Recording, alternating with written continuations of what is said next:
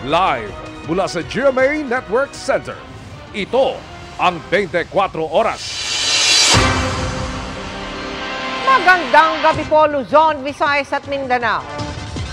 Pati mukha ng mga sikat na artista at influencer ginagamit na raw sa pang-scam. Yan ang natuklasan ng Presidential Anti-Organized Crime Commission matapos suriin ng mga cellphone na nakumpiska sa tinaguriang Cyber Scam Hub sa Pasay. Laman ng mga ito ang larawan ng mga artista at influencer na ginamit sa paggawa ng peking social media account. Ang mga account at larawan na ito ang ginagamit para manggoyo ng mga dayuhan sa pamamagitan ng love scam. Tunghayan yan sa aking eksklusibong pagsulat.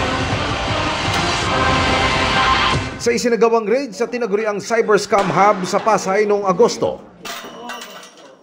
tinatayang 3,000 cellphone ang nakumpiska ng mga otoridad. Ang mga cellphone na ito, isa-isa nang isinailalim sa pagsusuri at dito na-diskubri ang isang modus. Laman kasi ng marami sa mga ito, mga profile ng mga sikat na artista at tanyag na social media influencer sa bansa na ginagamit umano ng sindikatong nasa likod ng Scam Hub para makapambiktima ng mga dayuhan sa iba't ibang bansa. Some of them are even influencers, mga endorsers. Pinapalitan lang nila yung pangalan. Sa isinagawang Digital Forensic Examination ng Presidential Anti-Organized Crime Commission o PAOK at ng Interagency Task Force, lumalabas na lumilika ang sindikato ng peking social media account gamit ang piniratang social media account ng mga artista at influencers. At dahil nga walang duda na magaganda ang mga nasa profile photo, madali raw makakadagit ang sindikato ng kanilang bibiktimahin lalo sa love scam. May folder sila ng mga activities ng mga artista o kaya ng mga influencers. Pag sinabing ano ginagawa mo ngayon, papakita nag-gym yung artista kahit hindi naman siya yung nag-gym.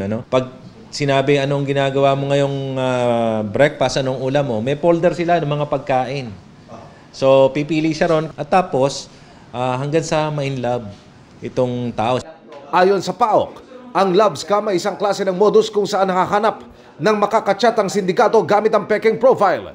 Liligawan nila ito at kukunin ng tiwala. Pag kumagat ang biktima, dito na siya hihinga ng pera o aalokin ng sindikato na pumasok sa isang investment scheme at pagkatapos, pag naghulog ka na, kinabukasan wala na yung kausap mo. Hawak ng PAOK ang mga pagpapatunay na may pumapasok na pera sa sindikato na subject daw ngayon ng mas malaliman nilang pagsisiyasat. Ang tanong, pagpasok ng pera, saan napupunta? So, the fruit of the crime should be pursued also. So, importante sa amin yung digital forensic examination para malaman namin saan napunta yung pera.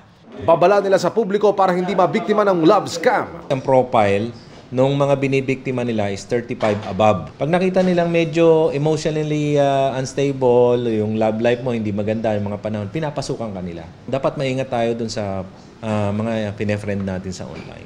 Walang gustong magsalita sa mga nahuling call center agent na ayon sa PAOK ay pinasasahod ng hindi bababa sa 60,000 pesos kada buwan.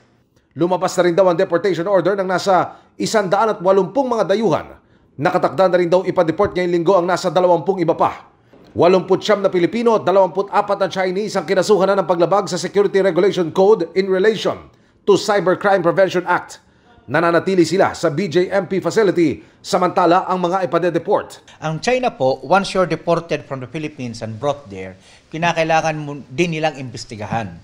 So, from here to there, they will be jailed for 30 days pending investigation. Para sa GMA Integrated News, Emil Sumangil, Nakatutok, 24 Oras.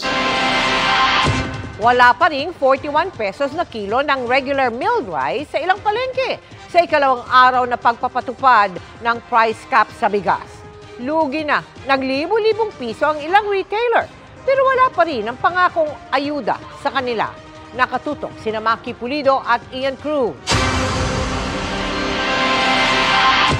41 pesos na regular milled ang hinahanap ni Arnold, pero 45 pesos per kilo na well-milled lang ang binibenta sa Mega Q Mart, Quezon City. Dalawa sana pong kilo kung 41. Kaso 45, wala na po kasi akong budget. Wala ring 41 pesos na regular milled sa Marikina Public Market.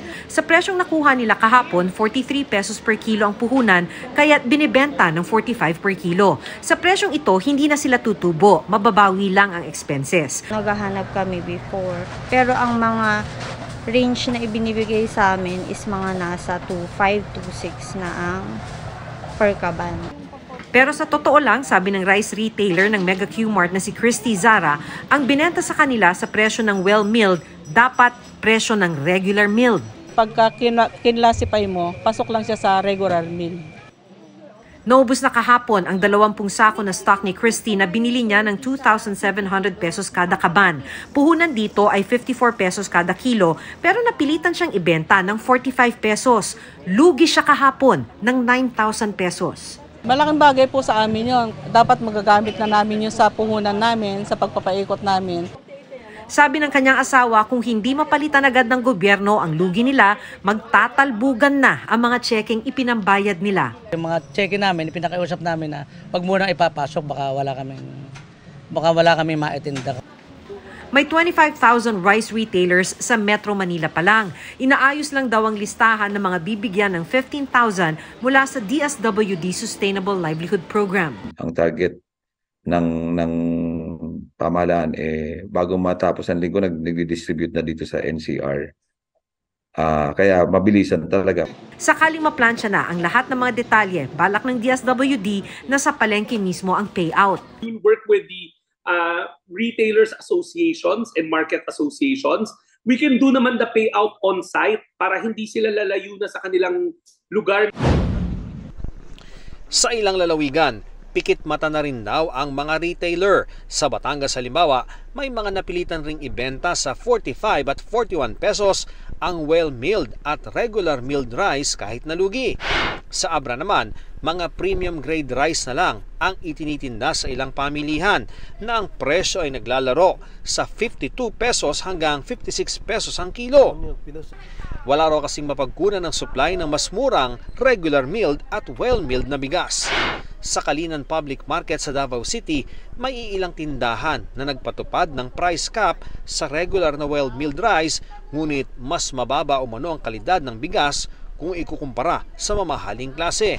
Pakiusap naman ng Puerto Princesa Grains Retailers Association na bigyan daw sila ng kahit 2 linggong palugit para maubos ang kanilang stock. Kahit daw kasi magbigay ng ayuda ang gobyerno, ay hindi ito sapat para maibalik ang lugi na kanilang aabutin. Nagbabala naman ang Public Market Administrator sa General Santos na mahigpit na sundin ng executive order at kung hindi ay mapipilitan silang isarado ang tindahan ng mga rice retailer. Ang PRISM o Philippine Rice Industry Stakeholders Movement na samahan ng mga rice traders sa bansa, titiyakin daw na may maititindang 41 at 45 pesos na regular at well-milled rice ang mga retailers sa merkado. Meron kami mga network ng mga retailers. Ito ay aming minomonitor, making sure na ito ay magkakaroon sila ng supply para nakipagtulungan din kami sa DA at sa DTI para masuportahan din kung sino ba yung mga retailers na wala pang supply para dito sa 45 pesos at 41. Sabi naman ng Executive Secretary Lucas Bersamin, magbabantay din ng kanyang opisina upang matiyak na napapatupad ang price ceiling na kailangan daw para anya'y mabawasan ang paghihirap ng mamamayan, bunsod ng umano'y mga nagmamanipula ng presyo ng bigas. Para sa GMA Integrated News, Ian Cruz. Nakipulido nakatutok 24 oras. Sa pagpapatupad ng price cap sa bigas, nangangamba ang mga magsasaka na babaratin na raw sila sa presyo ng kanilang palay.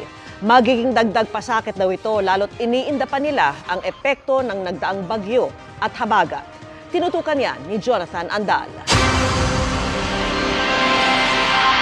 Ngayon pa lang nag-aalala na ang magsasakang si Moises. Baka raw bumaba ulit sa 17 pesos per kilo ang bilihan ng palay sa kanila sa Bulacan. Ngayong nilimita na ang presyo ng bigas sa 41 pesos na lang kada kilo ng regular at 45 pesos kada kilo ng well-milled. Pag nag-anihan ka baka bumalik, makikita mo presyo, maiiyak ka. Pag sinabi ng dealer, ganun lang ako, wala kang magagawa. Dahil kailangan mo pera. Ang mga punla niya sinira ng bagyo nitong Agosto, kaya siya naman lubog na sa utang. Pero nanghiram na naman siya ng pangkapital para makapagtanim ulit. Talagang alam magagawa, talagang paparating. Una sa lahat, wala naman kaming mga drying facilities. Wala tayong mga post-harvest facilities. So doon nagpagsasamantalan yung magsasaka, lalo na sa ganitong wet season. Simple lang naman ang hiling ng ilang magsasaka. Kung pipiliting ibaba ang presyo ng bigas, huwag yang kunin sa kakarampot na raw nilang benta. Kaya hiling nila sa Pangulo. Sana naman po, para mapabura naman po ang magsasaka, magbabadi siya ng EO na ang halaga ng palay ay gawin niya 22 to 23 para naman po kami magsasaka ay maliligaya. Ang palay ni Mang Ruben ng Batangas halimbawa, pinipresyohan na raw ng 16 pesos kada kilo, malayo sa inaasahan. Ang kilo ng palay talaga 30. So dapat? Dapat ganun din, 30 din amin para makabawi naman kami mga farmers. Kung mas mahirap ako, mas marami pang mahirap. Kung baratin nga naman ang presyo, abay ano pang matitira sa kanila? Lalo sa mga tulad ni Eduardo na kailangan pang hatian ng kita ang may-ari ng lupang sinasakahan. Binagyo pa naman sila sa Ilocos Norte. Tala pa nagraipon ka, dakil pa iti magastaw. Pareho sa sitwasyon ng mga magsasaka sa Pampanga na 2 linggong hindi makapagtanim dahil sa baha. Ibang gastos pa ang sa pataba na mahal daw ayon sa ilang magsasaka ng Pangasinan. Baka daw dapat magmura muna ito bago magpatupad ng mababang price ceiling. Libre naman yan sa ilang lugar. Mahal din daw ang mga serbisyong pang-agrikultura ayon sa mga magsasaka ng Camarines Sur. O yun, si mga nagtutungod. Si mga organisasyon mong parauma, pirdi. Mayo kaming nakakuha. Sa ngayon, mga rice cartel daw ang nagdidikta sa presyo ng bigas ayon kay dating Agriculture Secretary Manny Piñol. Itong pakikialam ngayon ng gobyerno sa presyo ng bigas actually ay patunay na in the first place, hindi dapat binitawan ng gobyerno ang regulatory and supervisory powers over the rice industry.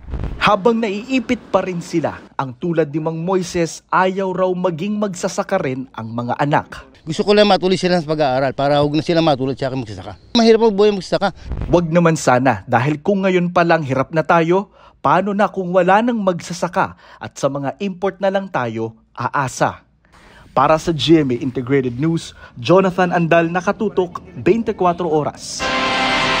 Nanawagan si Senador Robin Padilla na palayain na ang isang senior citizen na nakulong matapos daw mapagkamalang siya ang wanted ng Interpol na miyembro ng Abu Sayyaf. Giit ng kanyang pamilya, may mga irregularidad umano sa pag-aresto. Tinutukan niya ni Tina Panganiban Perez.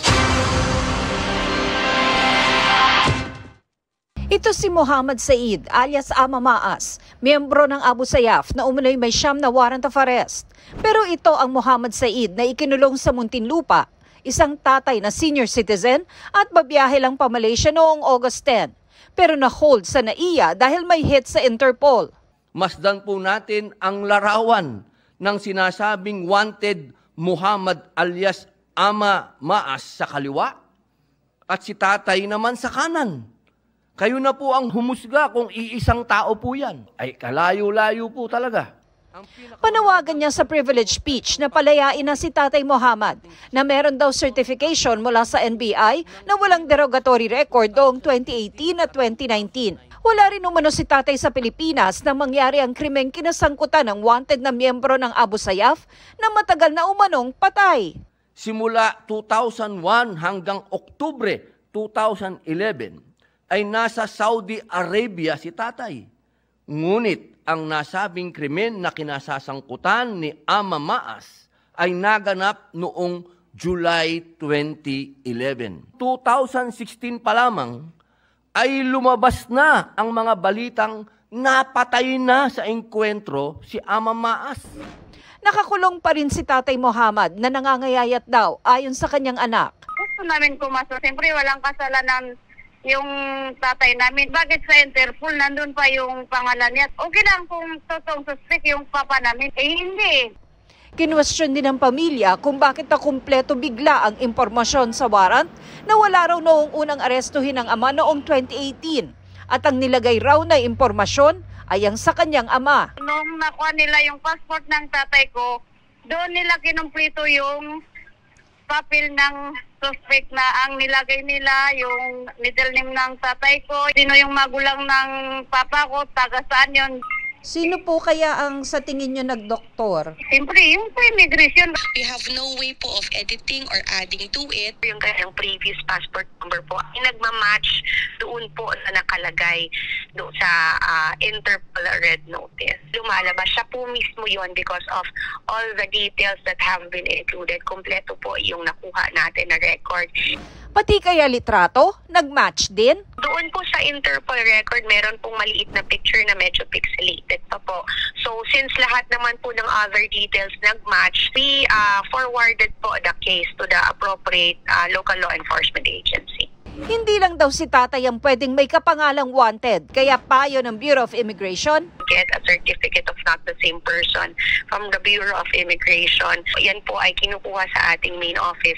Sa isang press release naman, sinabi ni Bureau of Immigration Commissioner Norman Tansinco na na-hold sa paliparan si tatay dahil sa Interpol Red Notice na inilabas noong 2017. Isang taon matapos ang tinukoy ni Senador Padilla na panahong namatay si alias Ama Maas.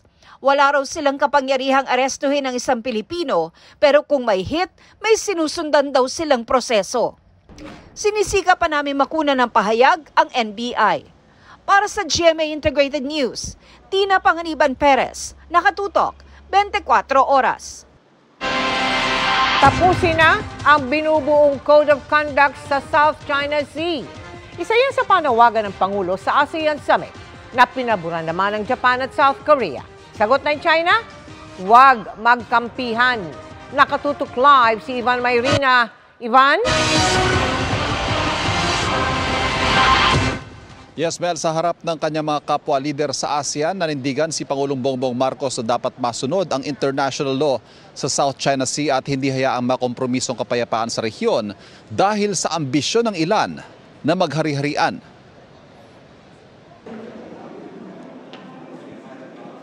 Sa harap ng mga lider ng ASEAN, nanawagan si Pangulong Bongbong Marcos na huwag gumawa ng anumang hakbang na makapagpapalala sa tensyon sa West Philippine Sea. The challenge for us remains that we must never allow the international peaceful order to be subjected to the forces of might applied for a hegemonic ambition. Walang direktang tinukoy na bansa ang Pangulo, pero sa pagharap ni Chinese Premier Li Qiang sa ASEAN-China Summit, iginit niyang sumusunod daw sila sa batas at idinadaan sa pag-uusap ang hindi pagkakaunawaan. We seek common ground while setting aside differences, properly handle disagreements through dialogue and consultation, and consistently deepen practical cooperation in the traditional and non-traditional security fields. Ang mga pahayag ginawa kasunod ng magkakasunod na insidente ng pangaharas ng China kahit nasa loob ng exclusive economic zone ng Pilipinas. Naglabas pa ang China ng 10-dash line map na umaangkin sa halos buong South China Sea. Hindi lang minsang pinuna ang kaibahan ng mga binibitiwang salita ng China sa pinapakita nitong aksyon sa West Philippine Sea. We cannot emphasize enough that actions, not words, should be the ultimate measure of our commitment to securing peace and stability in the South China Sea. Anything else simply does not suffice. Isang paraan sana para maayos ang sitwasyon ang isinusulong ng Pilipinas sa Code of Conduct o COC sa South China Sea. Pero hindi ito matapos-tapos, kaya panawagan ng Pangulo. The early conclusion of an effective and substantive COC that is in accordance with international law, including the 1982 UNCLOS, remains the goal for ASEAN and for China. Sinuportahan ito ng South Korea at Japan, mga dialogue partner ng ASEAN. Tugon naman ng China, huwag sana magkampihan. To keep differences under control, what is essential now is to oppose picking sides, oppose bloc confrontation, and oppose a new Cold War, and to ensure that disagreements and disputes among countries are properly handled.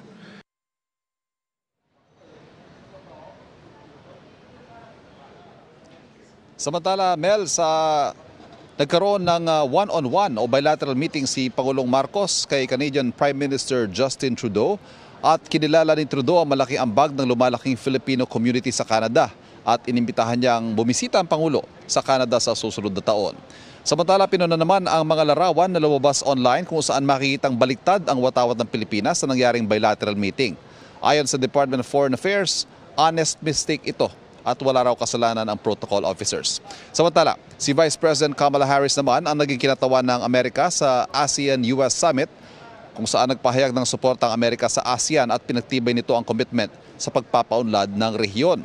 Bukod sa mga pulong sa mga lider ng iba't ibang bansa, aabot raw sa mahigit 20 milyong dolyar ang naisarang investment ng Pangulo sa larangan ng agrikultura at business development sa pulong niya sa mga negosyante at mamumuhunan dito. At live mula sa Jakarta, Indonesia para sa GMA Integrated News, Ivan Mayrina nakatutok 24 oras. Balik sa iyo, Mel. Maraming salamat sa iyo, Ivan Mayrina. Chika in a minute! Happy midweek, chikahan mga kapuso! Mabilis na chikan tayo para updated sa showbiz happenings.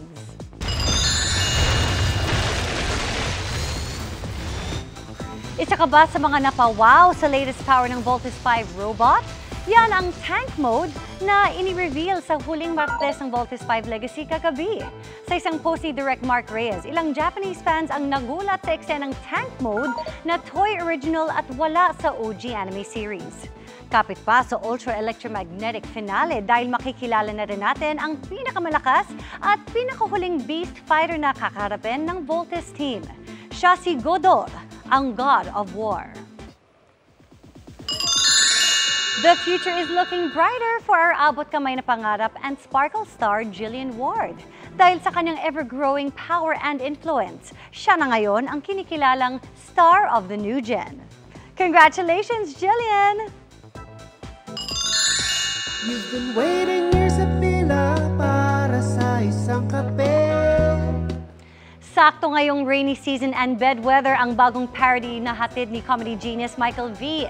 Yan ang Waiting Here sa Pila by Lolo Canor na mula sa hit song ng Filipino rock band na Raining in Manila. This Sunday mapapakinggan sa Bubble Gang ang bagong parody na yan na i-release weeks after ng success ng Oh Wow! Gaya ng ating mga kapuso, can't wait na rin ang OG band na nag-react pa sa post ni Bitoy.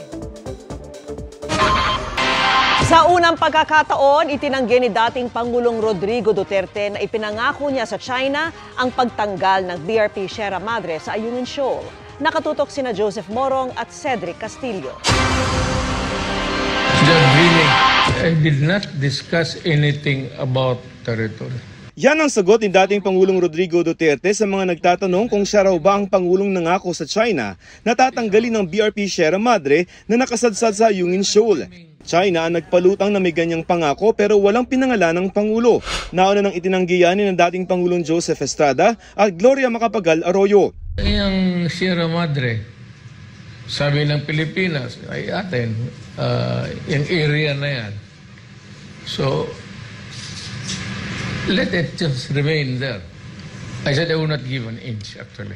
Tutol din ang dating Pangulo sa bagong mapang inilabas ng China na may 10-dash line, pamalit sa 9-dash line na ipinawalang bisa ng arbitral ruling noong 2016. Kaugnay naman ang pulong nila ng kaibigan daw niyang si Chinese President Xi Jinping.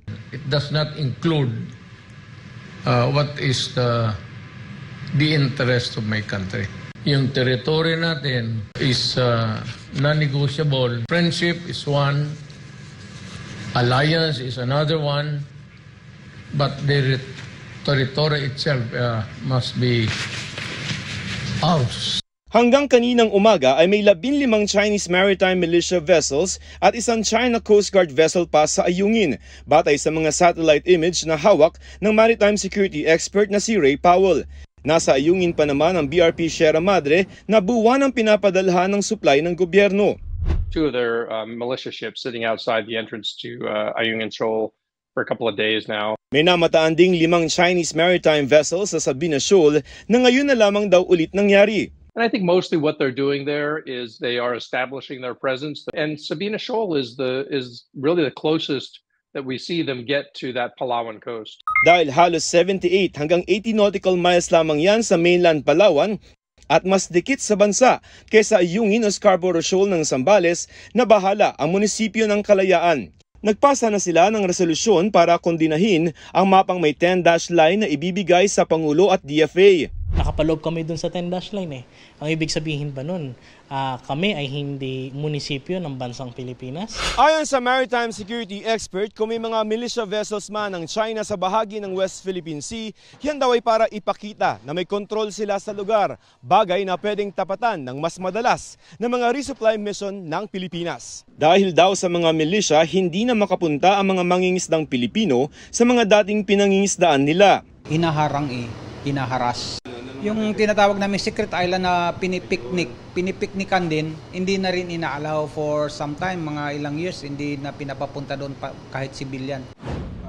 Para kay Senate Special Committee on Maritime and Admiralty Zones Chairperson Francis Tolentino, wala nang bago kung may naispatan ngang Chinese militia sa Sabina Shoal. Siguro sinasabayan nila yung yung joint yung bilateral exercise ng US Navy and Philippine Navy.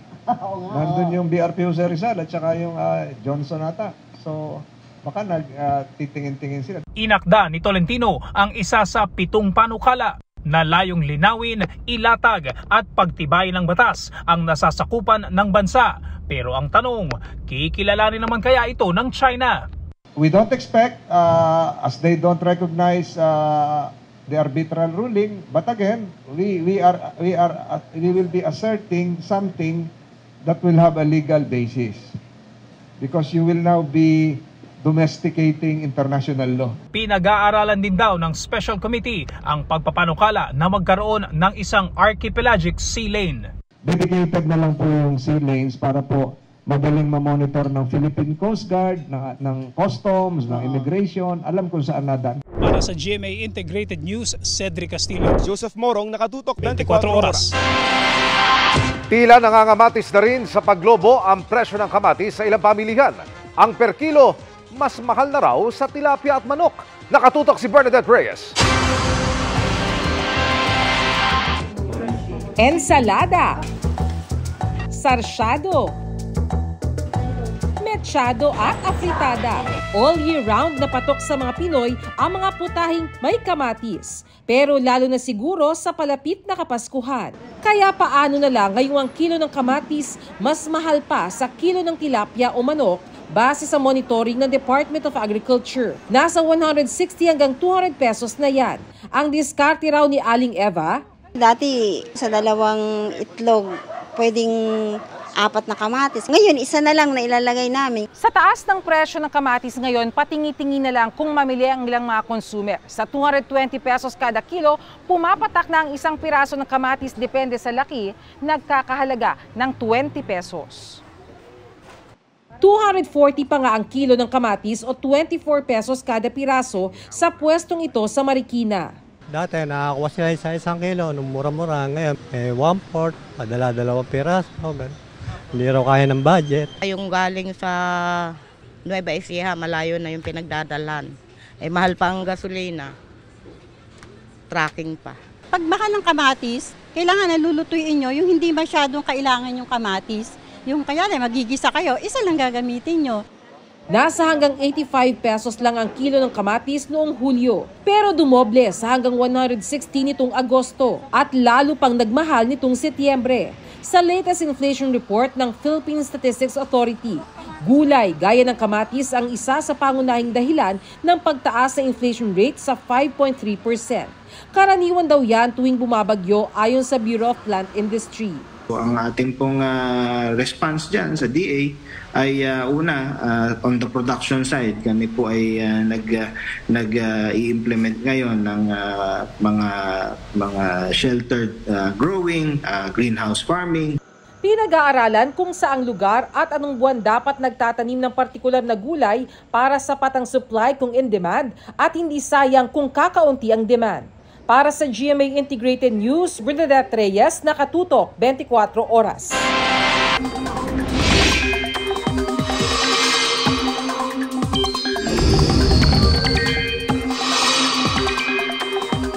Magandang gabi mga kapuso. Wala nang sama ng panahon sa Philippine Area of Responsibility pero hindi po ibig sabihin yan ay wala ng pag-ulan. Kaya maging handa pa rin at huwag kakalimutang magdala ng payong lalo na kung may pasok ho sa eskwela at trabaho o hindi naman kaya may lakad bukas. Yung tropical storm Ineng na may international name na Yunyung ay nakalabas na ng park kaninang umaga. Huli-huyang namataan ng Pag-asa sa layong 1,405 kilometers east-northeast of extreme northern Luzon. Sa ngayon, wala pang namamataan ng Pag-asa na cloud cluster o sama ng panahon sa loob ng park. Pero magpapaulan pa rin ang trough ng bagyong Ineng, gayon din ang southwest monsoon o ang hanging habagat sa ilang lugar sa bansa. Silipin naman natin ang datos ng Metro Weather sa magiging lagay ng panahon bukas. Sa Luzon, walang ulan sa umaga pero pagsapit ng hapon, halos buong Luzon na ang makakaranas ng heavy to intense rains. May malalakas na ulan particular ho sa northern at central Luzon, gayon din sa Mimaropa kasama ho ang Palawan. Huwag pong mag-alala dahil posible naman niyang mabawasan pagsapit ng gabi. Sa Metro Manila, may tsansa pa rin ng ulan bukas pero sa hapon na lang at hindi na ho yan malawakan. Sa hapon din ang pag-ulan sa Visayas gaya ho sa Cebu, Bohol, pati ho sa Panay Island, pati ang Samar at Leyte. At kung makikita ho natin dito sa Negros Provinces, may nagkukulay orange. Ang ibig sabihin ho niyan ay heavy to intense rains. Kaya maghanda ho dahil may posibleng banta ng baha o pagguho ng lupa. Sa Mindanao naman, umaga pa lang may ulan na sa Sulu Archipelago at sa Soc-Sargen. Kaya madadagdagan ho yan pagsapit ng hapon at halos buong Mindanao na ang uulanin hanggang gabi. Kaya sa mga kapuso natin sa Mindanao, paghandaan ho ang heavy to intense rains. Samantala, marami ang napatingala sa kahabaan ng Mahayhay-Lukban Road sa Quezon Province. Dahil ho yan sa malaki at kakaibang hugis ng ulap na mukhang funnel o embudo. Ang tawag ho dyan ay lenticular cloud. Sabi ng Pag-asa, normal lang na nabubuo ang ganitong ulap lalo na sa mga mabubundok na lugar. At yan ho muna ang latest sa lagay ng panahon. Ako po si Maureen Shrivers para sa GMA Integrated News Weather Center. Kami ang inyong maaasahan anuman ang panahon. Bumaba ang pondo para sa mahihirap na pasyente at ilang pampublikong ospital sa panukalang 2024 budget ng Health Department. Kabilang din sa inusisa ng Kamara sa budget hearing ang mahigit 20 bilyong pisong utang ng PhilHealth sa mga ospital. Nakatutok si Sandra Aguinaldo. May 68 billion pesos na net income pero di mabayaran ng 27 billion pesos na utang sa mga ospital. Isa yan sa mga nausisa sa PhilHealth sa budget hearing ng Health Department. Napakarami po ng mga hospital na suspendido dahil lang po sa mga ganitong kasong maliliit. Naapektado na naman po ang serbisyo na binibigay po natin sa ating mga indigent patient. Sagot ng PhilHealth, bine-verifika pa kasi ang claims ng mga ospital pero bibilisan na ang pagbabayad. Within 90 days po, we will try to pay a very high percentage of the 27 billion. We are preparing to use the DCPM formula, no? Yung debit credit payment mechanism formula, no? And we will use that to make sure that our reconciliation will be accelerated. Sa gitna niyan, tumaas ang sahod ng mga opisyal nito at empleyado nito na ayon sa PhilHealth ay alinsunod sa EO na nag-standardize ng sweldo ng mga GOCC o Government-Owned and Controlled Corporation. Natanong tuloy ng mga mambabatas ang DOH, paano ang mababang sweldo at benepisyo ng mga nurse at iba pang healthcare workers at ang kakulangan ng mga ito. Ayon kay Health Secretary Ted Herbosa, merong 4,000 na bakanting nursing plantilla position sa mga ospital ng gobyerno, habang meron namang 13,000 contractual nurses na nakadeploy sa local government units. I came from Philippine General Hospital, Your Honor, before I became Secretary of Health. The situation in the emergency department is that one nurse is taking care of 20 emergency patients. And I asked the chief nurse, why can't we hire new nurses? And the answer to me is walang nag-a-apply. Pero may dagdag problema pang ilang public hospital. Kabilang ang National Kidney and Transplant Institute, Lung Center of the Philippines, Philippine Heart Center, at Philippine Children's Medical Center sa tatamaan ng pagbaba ng panukalang budget ng Department of Health sa 2024 kumpara sa approved budget ngayong taon. Wala na ring inilaang budget para sa libreng bakuna kontra COVID para sa susunod na taon. Damay din ang ilang programa kabilang ang tulong medikal para sa mga indigent o mahihirap na pasyente. Nakakalungkot po, no? Overall, may cut. Sa maraming mga kailangang programa, may cut. So, Madam Chair, ganito po ba sa bagong Pilipinas na yung health po natin and social services, yun yung kinakaltasan? Pero pagkumpara sa budget ngayong taon at sa hinihingi para sa susunod na taon, hindi nagustuhan ni Iloilo Representative Janet Garin na minsan naging Health Secretary. This is a budget briefing. Hindi po pwede na meron tayong drama na pinapalabas natin na lahat ng programa ng kalusugan ay tinapyasan and making the administration look back where in fact it is not true. We have to compare net versus net. So with that, Madam Chair, I move that the interpellation of the Honorable Manuel be stricken off the records. So move, Madam Chair. Saglit na sinuspende ang briefing at nang ituloy ito, pinaalalahanan ng Health Secretary na maging malinaw sa pagkukumpara at kung aling alokasyon ang bumaba at tumaas. All of these data have been confirmed by the Secretary, so there is nothing to be stricken out. Pagdidiin kanina, panukalang budget pa lang naman ang pinag-uusapan at iba ito sa pinal na budget sa ilalim ng General Appropriations Act. Para sa GMA Integrated News, Sandra Aguinaldo, nakatutok 24 oras. Binubusisi naman sa Senado kung paano ginamit ng mga ahensya ang ibinigay na intelligence at confidential funds sa kanila simula noong nakarang taon. Nakatutok si Mav Gonzalez.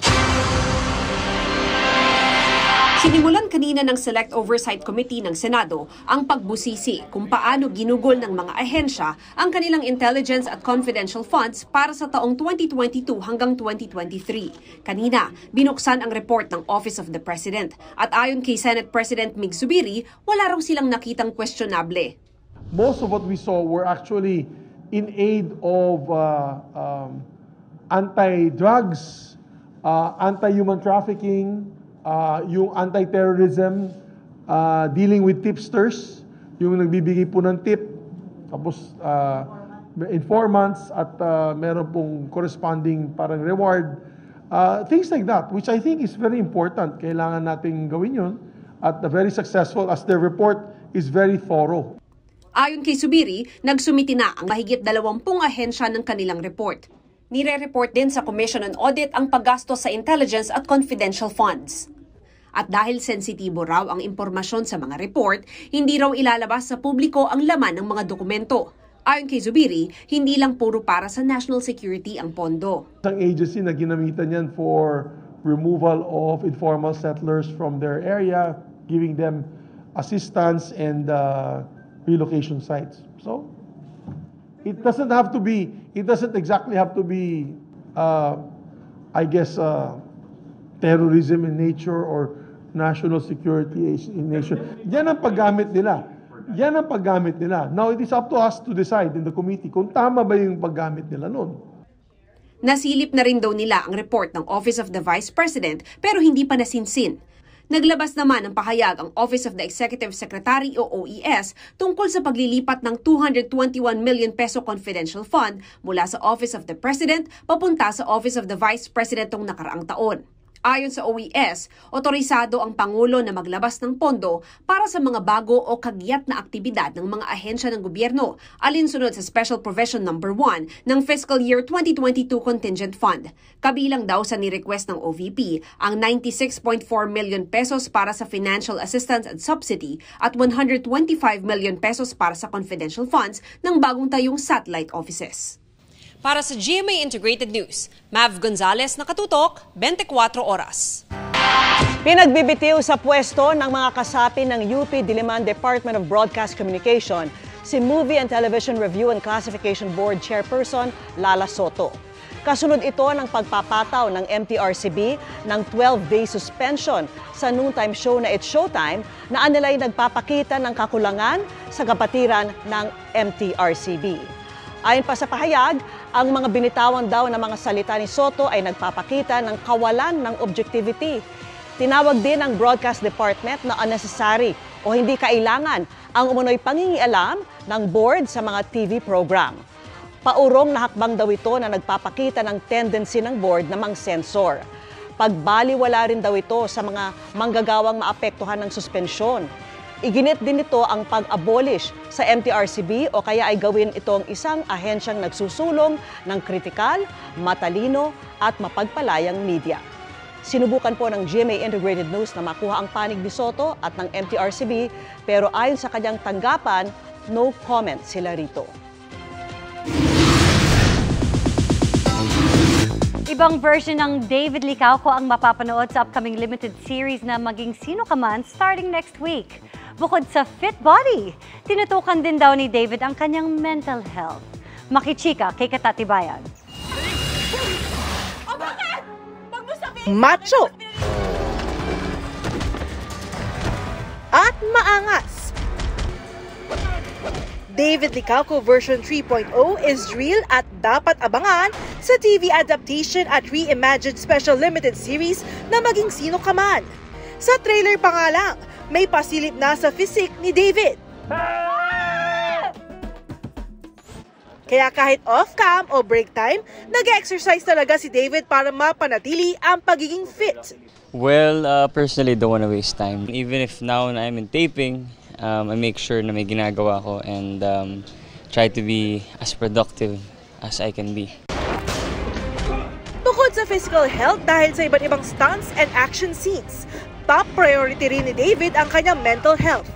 Realize ko na mas gusto ko pala yung action. It is something na hindi mo kasi nagagawa in real life. Diba, di ka naman nakipag-away in real life, di ba?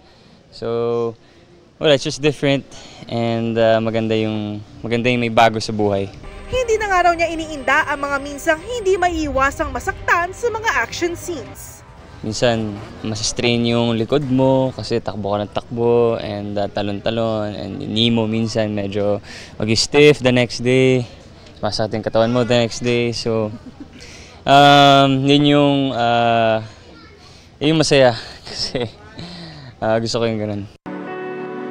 Bukod sa kilig na hatid ng love team ni David at Barbie Forteza, dagdag saya rin sa Maging Sino Ka Man ang karakter ng 2023 Cinemalaya Philippine Independent Film Festival Best Actor Mikoy Morales bilang kumpare o BFF ni Carding. Anli bardagulan at hirit ang maabangan kina David at Mikoy sa series. Si Carding nakipagbardagulang, ako yung nababardagol. So, meron. Dawit ako dun sa action and na-enjoy ko gawin yung mga action. Mas palaaway kasi talaga yung environment na kung nasan yung characters namin. So, takaw kami sa gulo, takaw kami sa mga sindikato. Huwag daw palalampasin ang pilot week next week ng Maging Sino Ka Man dahil hitik sa mga sorpresa. Action-packed yung pilot week and of course, maganda dun si Barbie Forteza and kita naman natin dun sa mga shots sa trailer na maganda and magaling talaga si Barbie. Katatibayan, updated sa showbiz happenings. At yan ang mga balita ngayong Miyerkules. Ako po si Mel Tiangco. Ako po si Vicky Morales para sa mas malaking misyon. Para sa mas malawak na paglilingkod sa bayan, ako po si Emil Sumangil. Mula sa GMA Integrated News, ang News Authority ng Pilipino. Nakatuto kami 24 oras. Mga kapuso, kimportante ang may alam. Mag-subscribe sa GMA Integrated News sa YouTube. Para sa mga kapuso abroad, bisitahin ang GMA Pinoy TV at www.gmanews.tv.